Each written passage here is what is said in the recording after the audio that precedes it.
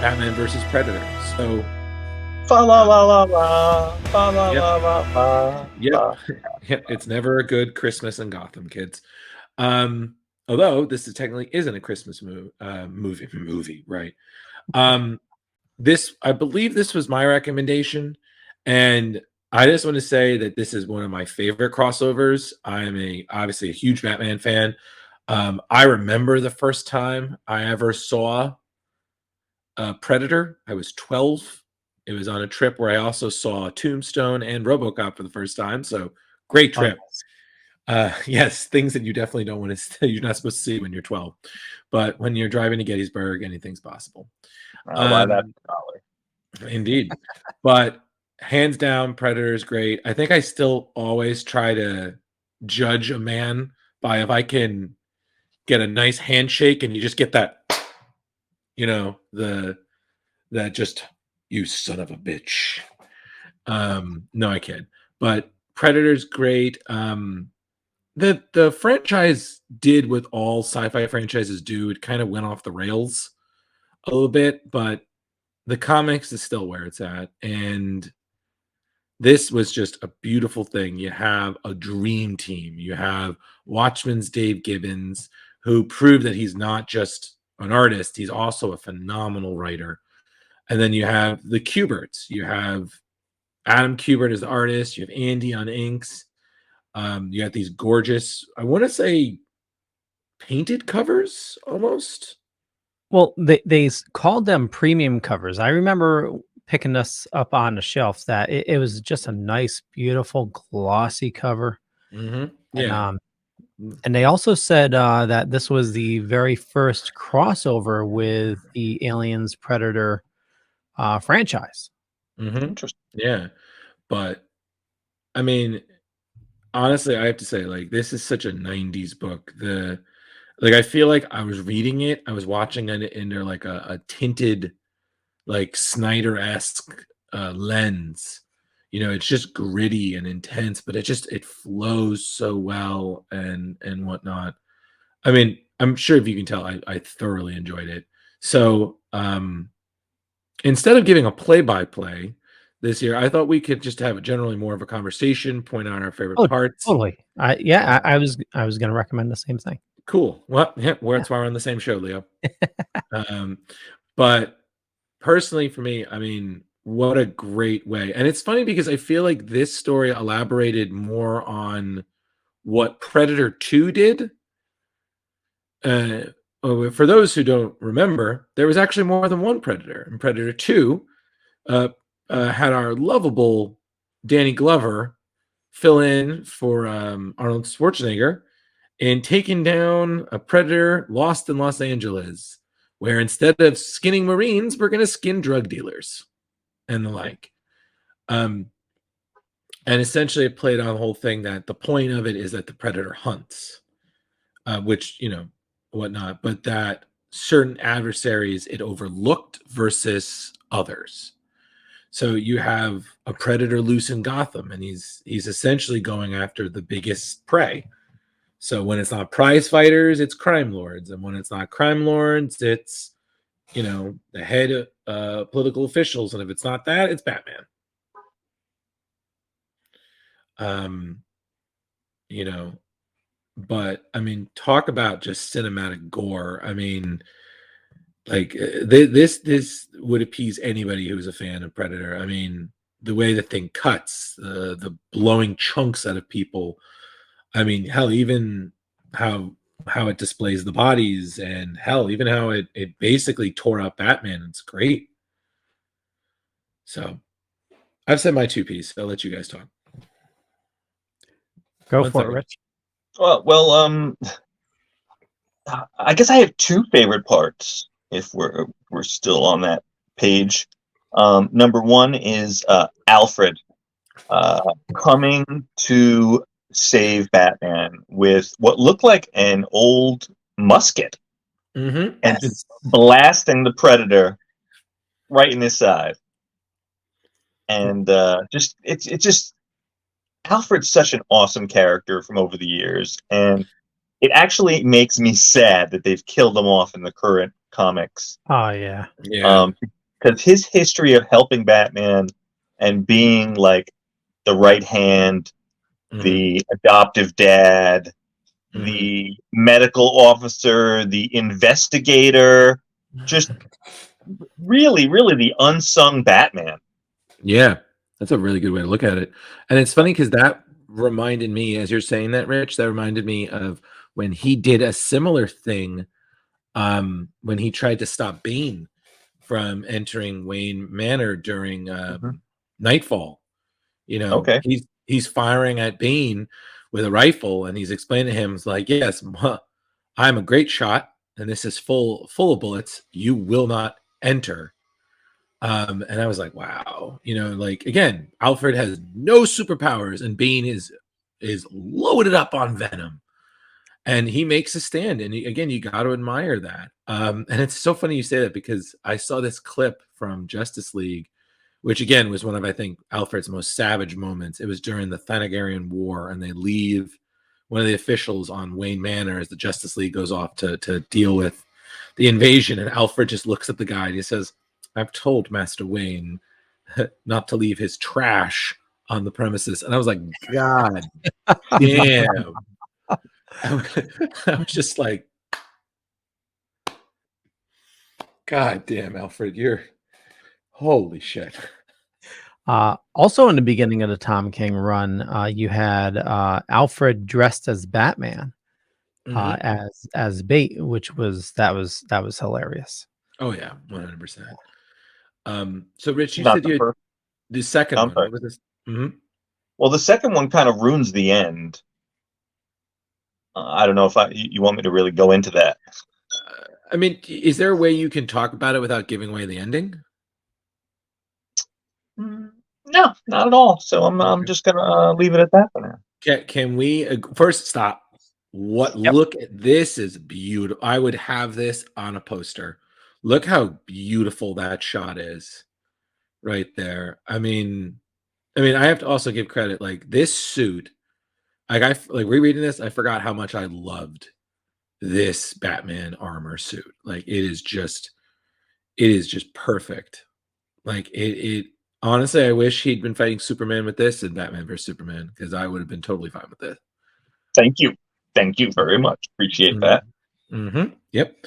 But like, just look at that. I mean, that's just again, Kuberts, man. When they were on, they're on. What about you, Leo? Did you have any favorite parts? Well, the overall book is just a masterpiece, but I was a little sad, but I still find it, adds so much to the story where like Predator at the very beginning going to the junkyard and he kills that dog and the owner, but he's setting up his own base of operations, but that leads to, it could have been just okay, Batman Predator fight, but you added the true Batman story of the detective, where he's trying to hunt down, this hunter. Just the overall, first off, Batman getting his ass kicked, Oh yeah. and then spending so long in wrapped up in bandages, the world thinking he's dead, but then coming back even stronger and taking what he learned to take on the Predator. Just fabulous.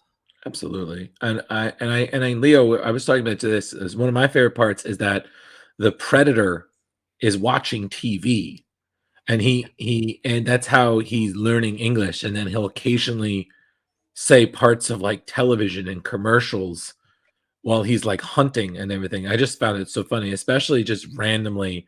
You're just imagining the Predator in that, gravelly sort of voice, just saying "son of a," just as it's falling or getting hit. I mean, I also loved any Hot time roast. Hot roast. pot roast. I'm sorry. I love any time Batman just had Predator get hit by his car. Like, I just think that was hilarious because it's just like, because you don't think about it. And then you're like, yeah, you're just getting run over by the Batmobile. Like, But it's only the just, first time. Only the first time. He oh, learned. yeah. Oh, yeah. He adapted. And like I said, this thing played out so well. It has enough for, in my mind, it has really enough for everybody. You've got your big climactic fights. You've got your little pieces that don't feel arbitrary, where your characters explain motivations, how they react to these killings. And it's also nice because there's no reference to the other films. They're allowed to exist on their own. And then you have the big final-ish battle in the Batcave, which is, again, the site of so many great battles. I mean, how many fucking times has that place been rebuilt? Probably as much as Xavier's mansion was. And I love the tie-in to that. They really honor sort of the Predator's lore and what we've seen in the movies at this point. Mm-hmm. I mean, everything from the 3-point lasers to sort of the code of, killing the dangerous and the killers. Really honoring that and then tying that in with Gotham and the Batman lore. It was a nice, delicate dance that I think Dave Gibbons really excels at. Absolutely. And I feel like, on top of it, I've said before, like, you could not have better collaborators. I mean, the Kuberts, they do so much with 6 panels, and it never, to me, the pages never felt convoluted and never felt too much. It was just the perfect amount of pacing and action. And I gotta be honest with you, this to me felt very cinematic. Like, I could easily see this be adapted. I would say, and 75% of it would be fine if it was just left alone. I mean, yeah, they're going to change things, but it's got that kind of feel. And again, to me, it was just like, wow, what a great crossover. You have, this pinnacle of human focus and determination and training versus what is essentially the ultimate alien hunter. I love another thing that what was just amazing. You just had a couple panels here saying so much where he sees the hunting trophies, and from that he gets the champion, or not, he's not called a champion now, but he understands the rules, making that assumption that he's hunting a hunter. Mm-hmm. And it's he has a challenge. Yeah, absolutely. I mean, again, we're not going to give away the ending to everybody because we really want you guys to go out and read this stuff and enjoy it as much as we are. That's, again, why we're trying not to do, hey, everyone, let's do a point by point summary as much, because we really want you to go out and read this stuff. But I mean, honestly, crossovers are very common these days. I mean, there's even a book now called Crossover. But this one, it's only 3 issues. Don't tell me you don't have the time for it. 3 issues, well packed. This thing moves so quick. You'll be able to finish this primarily in one sitting. Yeah, and how could you not like? It's a great detective Batman story, and it's the Predator murdering people in Gotham. Yeah, and not just you can't people lose. Yeah, and it's not just people, boxers, politicians, cops, gangsters. I mean, it's a free for all. And honestly, and it's also nice to see, again, another chance where we are again reminded that Batman is not immortal.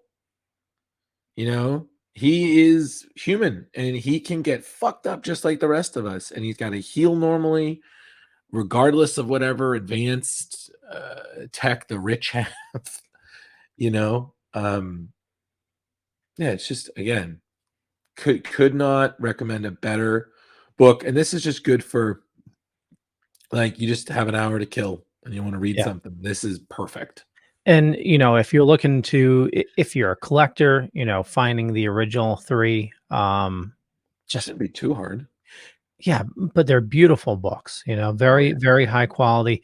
Darkhorse at that time was just phenomenal. The greatness. Dark Jedi. Oh my God, that was. It's always going back to Star Wars, Rich. Yep, man.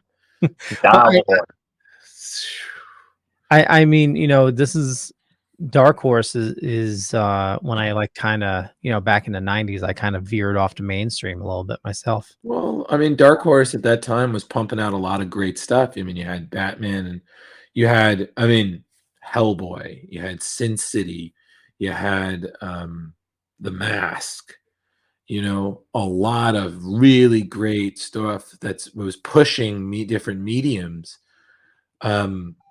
Yeah, I mean, Dark Horse has always been a great place for out of the box stories. A lot of times, very gritty, sometimes horror, actiony, very stuff that you typically wouldn't see DC and Marvel do. But 90s, yeah, this was what a wonderful thing, and it was followed up by 2 sequels. Batman versus Predator 2 and 3. Which are enjoyable. I mean, again, it's nice to see that despite Batman's reputation, that there's always going to be some young buck come in who wants to make a name for themselves. But why not bag the bat of Gotham? Personally, I thought they're entertaining, but this one, honestly, guys, I'm going to be honest. This one reigns supreme. This is the best, hands down. So, yeah. And when you do read the end, you'll understand this because he's Batman. 100% because he's Batman, and don't you dare question it. So, all right, so let's crowbar this mother. I'm gonna give it 4.5. Because honestly, this is pretty perfect. Usually I like to leave a little for margin error because there are so few in my mind that are perfect. Even though I feel like I'm the one who's given the most 5s in this group. But I'd say 4.5, 4.75. This was a pretty awesome book, and I always recommend it to people who enjoy both Batman and alien sci-fi movies. So, gentlemen, I'll do 4.5 as well. Yeah, absolutely loved it. All right, and me being the usual wild card, I'm going to go with the 4.33. Yeah, so pretty unpredictable. That's the way I roll. Mm-hmm. Yes, it is.